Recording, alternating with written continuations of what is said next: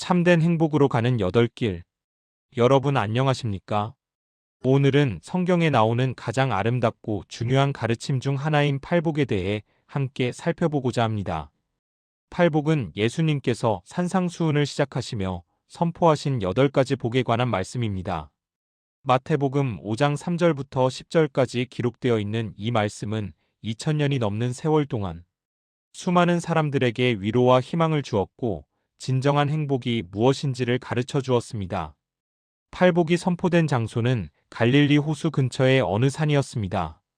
예수님께서 산에 오르시자 제자들이 나아왔고 예수님은 입을 열어 그들을 가르치셨습니다. 그 자리에는 제자들뿐 아니라 수많은 군중들이 모여 있었습니다. 병든 자, 가난한 자, 억압받는 자, 소외된 자들이 예수님의 말씀을 듣기 위해 모여들었습니다.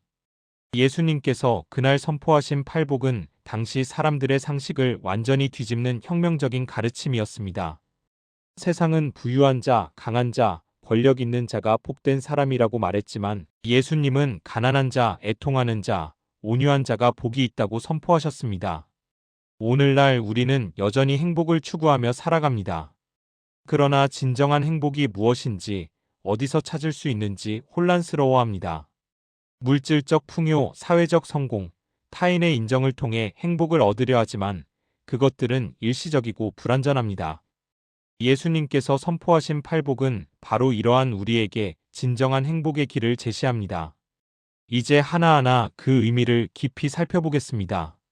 첫째 복 심령이 가난한 자. 심령이 가난한 자는 복이 있나니 천국이 그들의 것임이요. 팔복의 첫 번째 말씀입니다. 여기서 심령이 가난하다는 것은 무슨 의미일까요? 이것은 물질적 가난을 말하는 것이 아닙니다. 영적으로 가난하다는 것, 즉 자신의 영적 빈곤함을 아는 것을 의미합니다. 심령이 가난한 사람은 자신이 하나님 앞에서 아무것도 아닌 존재임을 압니다. 자신의 의로움, 자신의 능력, 자신의 공로를 내세우지 않습니다. 오히려 자신의 부족함, 연약함, 죄성을 인정하고 하나님의 은혜를 갈구합니다. 세상은 자신감 넘치고 당당하며 자기 확신이 강한 사람을 높이 평가합니다. 그러나 예수님은 자신의 한계를 아는 사람, 겸손한 사람이 복이 있다고 말씀하십니다.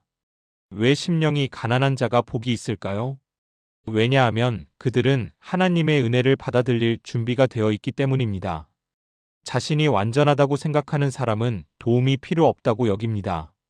그러나 자신의 부족함을 아는 사람은 하나님의 도우심을 간절히 구합니다. 심령이 가난한 사람에게는 천국이 주어집니다. 천국은 미래에만 있는 것이 아닙니다. 하나님과의 관계 속에서 누리는 평화와 기쁨이 바로 지금 여기서 시작되는 천국입니다. 우리는 모두 심령의 가난함에서 시작해야 합니다. 내가 부족하다는 것을 인정할 때, 내가 죄인임을 고백할 때, 내가 하나님의 은혜가 필요함을 깨달을 때, 비로소 진정한 신앙의 여정이 시작됩니다. 둘째 복 애통하는 자. 애통하는 자는 복이 있나니 그들이 위로를 받을 것이미요. 두 번째 복은 애통하는 자에 관한 것입니다. 애통한다는 것은 깊은 슬픔을 느낀다는 의미입니다. 그런데 왜 슬퍼하는 사람이 복이 있다고 하실까요? 여기서 말하는 애통은 단순한 슬픔이 아닙니다. 이것은 죄에 대한 슬픔입니다. 자신의 죄를 보고 애통하며 세상의 죄악을 보고 마음 아파하는 것을 말합니다. 진정으로 회개하는 사람은 자신의 죄 때문에 애통합니다. 하나님을 멀리했던 것, 이웃을 사랑하지 못했던 것, 진리를 외면했던 것에 대해 진심으로 슬퍼합니다. 이것은 들키지 않을까 두려워하는 것과는 다릅니다. 진정으로 잘못을 뉘우치는 마음입니다. 또한 이 애통은 세상의 고통에 대한 공감입니다. 가난한 자, 억압받는 자, 고통받는 자를 보며 함께 아파하는 마음입니다. 무관심하게 지나치지 않고 그들의 아픔을 자신의 아픔으로 느끼는 것입니다. 예수님 자신이 애통하는 자의 모범이셨습니다. 예수님은 예루살렘을 보시며 우셨고 나사로의 죽음 앞에서 우셨으며 백성들의 고통을 보시며 마음 아파하셨습니다. 애통하는 자가 복이 있는 이유는 그들이 위로를 받을 것이기 때문입니다. 하나님은 회개하는 자를 용서하시고 아파하는 자를 위로하십니다. 죄로 인해 애통하는 자에게는 용서와 회복의 은혜가 임하고 세상의 고통 때문에 애통하는 자에게는 하나님의 평안과 소망이 주어집니다. 우리 시대는 너무나 많은 슬픔이 있습니다. 그러나 많은 사람들이 무감각해져 있습니다. 자신의 죄에 대해서도 타인의 고통에 대해서도 무덤덤합니다. 진정으로 애통할 줄 아는 사람이 되어야 합니다. 셋째, 복 온유한 자. 온유한 자는 복이 있나니 그들이 땅을 기업으로 받을 것이미요. 세 번째 복은 온유한 자에 관한 것입니다. 온유함은 흔히 약함이나 소극성으로 오해받기 쉽습니다. 그러나 성경에서 말하는 온유는 전혀 다른 의미입니다. 온유함은 힘이 있으면서도 그것을 절제할 줄 아는 것입니다. 분노할 수 있지만 자제하고 보복할 수 있지만 용서하며 자기 주장을 할 수 있지만 양보하는 것입니다. 이것은 나약함이 아니라 강력한 자기 통제입니다. 예수님은 온유한 분이셨습니다. 예수님은 나는 마음이 온유하고 겸손하니 내 멍에를 메고 내게 배우라고 말씀하셨습니다. 예수님은 능력이 있으셨지만 그 능력을 과시하지 않으셨고 권세가 있으셨지만 섬기는 자로 오셨습니다. 온유한 사람은 다투기를 좋아하지 않습니다. 자기 주장을 관철시키기 위해 강압적이지 않습니다. 대신 부드럽고 평화로운 방법을 선택합니다. 그렇다고 해서 옳지 않은 것을 묵인하는 것은 아닙니다. 진리를 위해서는 담대히 서되 그 방법은 온유합니다. 온유한 자가 땅을 기업으로 받는다는 것은 무슨 의미일까요? 이것은 궁극적으로 하나님 나라를 유업으로 받는다는 의미입니다. 세상은 강한 자, 공격적인 자가 차지하는 것처럼 보이지만 결국에는 온유한 자가 참된 것을 얻게 됩니다. 온유함은 관계를 회복시킵니다. 온유한 사람 주변에는 평화가 있습니다. 사람들은 온유한 자를 신뢰하고 따릅니다.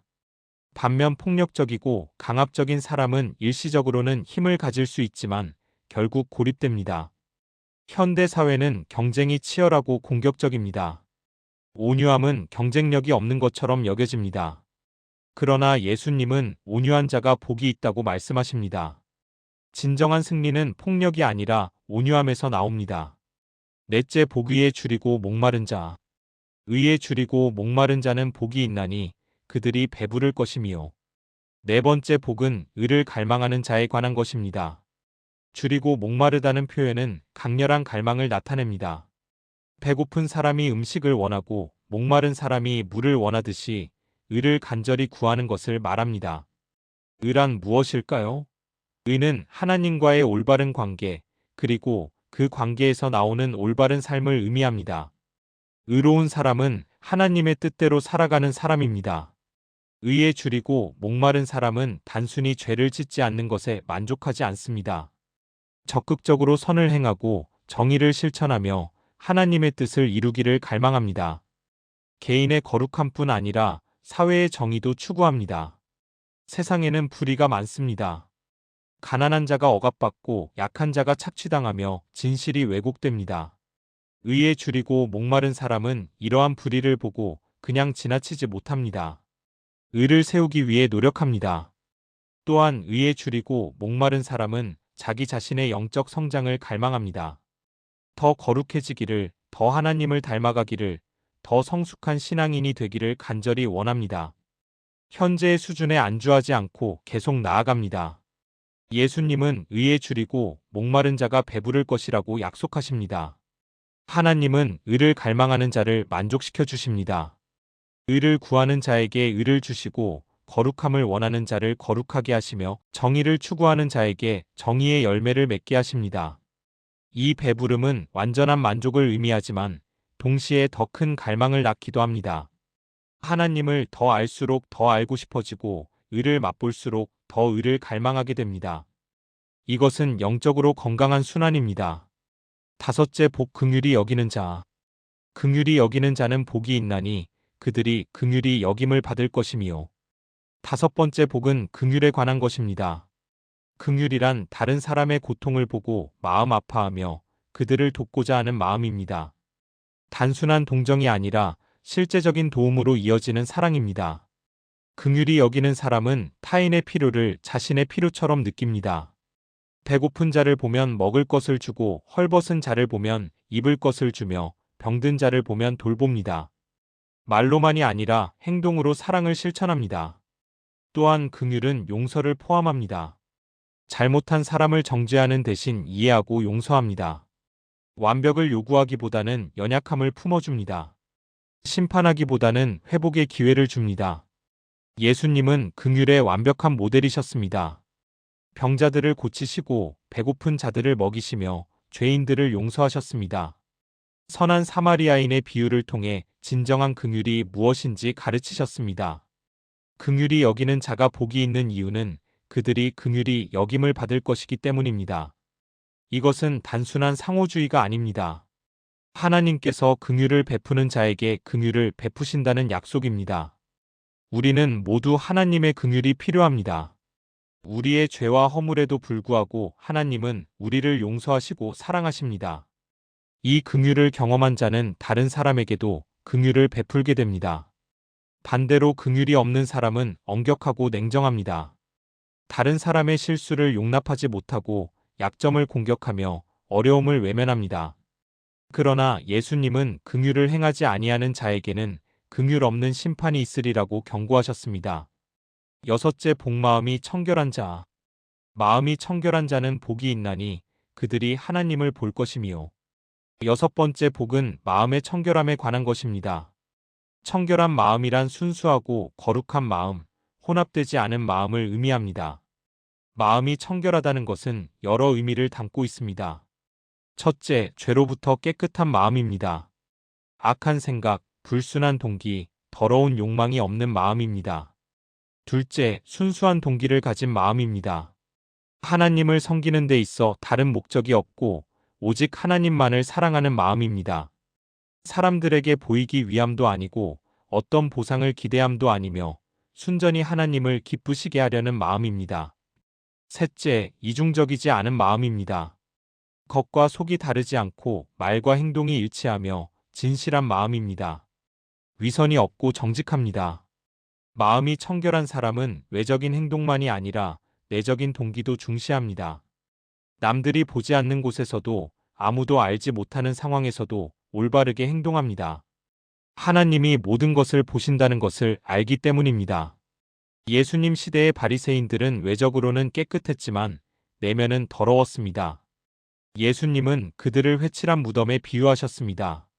겉은 아름답지만 속은 썩은 뼈로 가득하다는 뜻입니다. 마음이 청결한 자는 하나님을 볼 것이라고 약속하셨습니다. 이것은 궁극적으로 천국에서 하나님을 대면하여 뵙는 것을 의미하지만 지금 이 땅에서도 영적인 눈으로 하나님을 보는 것을 포함합니다. 마음이 청결한 사람은 하나님의 임재를 민감하게 감지합니다. 하나님의 음성을 듣고 하나님의 인도하심을 받으며 하나님과 친밀한 교제를 나눕니다. 죄가 하나님과의 관계를 가로막지만 청결한 마음은 하나님과의 자유로운 교통을 가능하게 합니다. 일곱째, 복 화평하게 하는 자. 화평하게 하는 자는 복이 있나니 그들이 하나님의 아들이라 일컬음을 받을 것이미요. 일곱 번째 복은 화평을 만드는 자에 관한 것입니다. 여기서 화평은 단순히 전쟁이 없는 상태가 아닙니다. 진정한 평화, 샬롬을 의미합니다. 이것은 완전함, 온전함, 조화로운 관계를 포함하는 포괄적인 개념입니다. 화평하게 하는 사람은 갈등을 조정하고 분열을 치유하며 화해를 이룹니다. 다투는 사람들 사이를 중재하고 미워하는 사람들이 용서하도록 돕습니다. 화평하게 하는 자는 먼저 자신이 하나님과 화평해야 합니다. 하나님과의 관계가 회복된 사람만이 다른 사람들 사이에 화평을 만들 수 있습니다. 또한 자기 자신과도 평화로워야 합니다. 내면의 갈등이 해결된 사람이 외적인 화평도 이룰 수 있습니다. 화평하게 하는 일은 쉽지 않습니다. 때로는 양쪽 모두로부터 오해를 받고 비난을 받을 수 있습니다. 진정한 화평은 값싼 타협이 아니라 정의와 사랑이 함께 있는 것입니다. 예수님은 궁극적인 화평케 하시는 분입니다.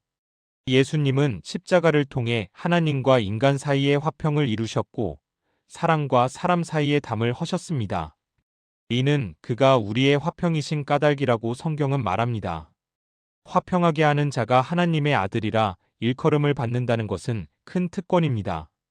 하나님의 아들이라는 것은 단순히 구원받은 자라는 의미를 넘어 하나님의 성품을 닮은 자, 하나님의 일을 하는 자라는 의미입니다. 우리가 사는 세상은 갈등으로 가득합니다. 개인 간의 갈등, 집단 간의 갈등, 국가 간의 갈등이 끊이지 않습니다. 이러한 세상에서 화평하게 하는 자로 산다는 것은 하나님의 빛을 비추는 것입니다. 여덟째, 보기를 위하여 박해를 받는 자. 의를 위하여 박해를 받은 자는 복이 있나니 천국이 그들의 것이미요. 여덟 번째, 마지막 복은 박해받는 자에 관한 것입니다. 이것은 앞의 일곱 복과는 다른 성격을 띱니다. 박해는 고통스러운 일인데 어떻게 복이 될 수 있을까요? 여기서 중요한 것은 의를 위하여라는 단서입니다. 모든 고난이 복된 것은 아닙니다. 자신의 잘못 때문에 받는 고통은 마땅한 것입니다. 그러나 옳은 일을 하다가 진리를 지키다가 하나님을 섬기다가 받는 박해는 복된 것입니다. 예수님은 이어지는 말씀에서 더 구체적으로 말씀하십니다. 나로 말미암아 너희를 욕하고 박해하고 거짓으로 너희를 거슬러 모든 악한 말을 할 때에는 너희에게 복이 있나니. 초대교회 성도들은 실제로 심한 박해를 받았습니다. 투옥되고 재산을 몰수당하고 심지어 목숨을 잃었습니다. 그러나 그들은 기뻐하며 그 고난을 감당했습니다. 왜냐하면 그것이 주님을 위한 것이었고 천국의 상급이 기다리고 있음을 알았기 때문입니다. 의를 위한 박해는 여러 형태로 나타납니다. 직장에서 정직하게 행동했다가 손해를 보거나 진실을 말했다가 미움을 받거나 신앙을 지키려다 기회를 잃을 수 있습니다. 크든 작든 옳은 것을 선택했을 때 치르는 대가입니다. 그러나 예수님은 이러한 박해가 복이라고 하십니다. 왜냐하면 그것은 우리가 하나님 편에 서 있다는 증거이기 때문입니다. 세상이 미워한다는 것은 우리가 세상에 속하지 않았다는 표시입니다. 또한 박해는 우리의 믿음을 정죄하고 강하게 만듭니다. 편안할 때는 알 수 없었던 하나님의 은혜를 고난 중에 경험합니다. 순교자들의 간증을 보면 가장 큰 고통의 순간에 가장 큰 하늘의 위로를 경험했다고 말합니다. 의를 위해 박해받는 자에게는 천국이 주어집니다. 이것은 첫 번째 복과 같은 약속입니다. 팔복은 심령이 가난한 자로 시작해서 의를 위해 박해받는 자로 끝나지만 둘 다 천국을 약속받습니다. 이것은 신앙의 여정이 순환적임을 보여줍니다. 맺은 말 팔복을 살아가기. 사랑하는 여러분, 우리는 지금까지 예수님께서 선포하신 8가지 복을 살펴보았습니다. 심령이 가난한 자, 애통하는 자, 온유한 자, 의에 줄이고 목마른 자, 긍휼히 여기는 자, 마음이 청결한 자, 화평하게 하는 자, 의를 위하여 박해를 받는 자.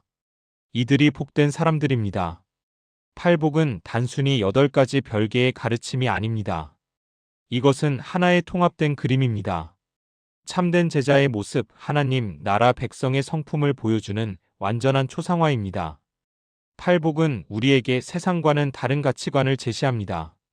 세상은 강한 자, 부유한 자, 성공한 자를 높이지만 하나님은 겸손한 자, 긍휼히 여기는 자, 의를 위해 고난받는 자를 높이십니다. 팔복은 불가능한 이상이 아닙니다. 예수님 자신이 팔복을 완벽하게 살아내셨습니다. 그리고 우리도 성령님의 도우심으로 이러한 삶을 살 수 있습니다. 하루아침에 이루어지지는 않겠지만 날마다 예수님을 닮아가는 과정에서 우리는 점점 더 팔복의 사람이 되어갑니다. 팔복을 살아가는 것은 진정한 행복으로 가는 길입니다. 세상이 제시하는 행복은 일시적이고 불완전하지만 예수님이 약속하신 복은 영원하고 완전합니다. 오늘 이 말씀을 들으신 여러분 한 분 한 분이 팔복의 사람이 되시기를 기도합니다. 심령이 가난하여 하나님의 은혜를 구하고 죄를 애통하며 회개하고 온유함으로 다른 이를 대하며 의를 갈망하고 긍휼을 베풀며 마음을 청결하게 지키고 화평을 만들고 의를 위해서라면 고난도 기꺼이 감수하는 그러한 삶을 사시기 바랍니다. 그럴 때 여러분은 진정으로 복된 사람이 될 것이며 천국이 여러분의 것이 될 것입니다. 하나님께서 여러분과 함께 하시고 여러분의 삶을 통해 하나님의 나라가 이 땅에 임하기를 축복합니다. 감사합니다. 시청자님을 축복합니다. 구독과 좋아요 부탁드립니다.